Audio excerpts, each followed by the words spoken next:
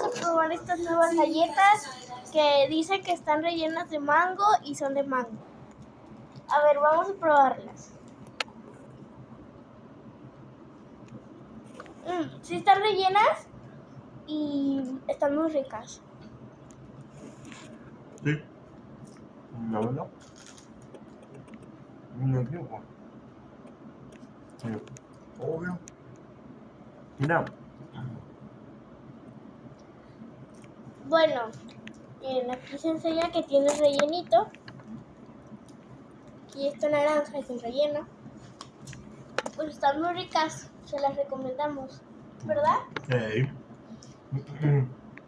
Con leche o con chocolate.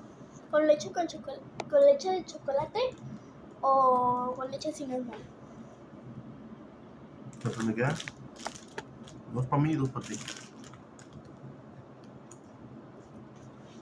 Pues están muy ricas.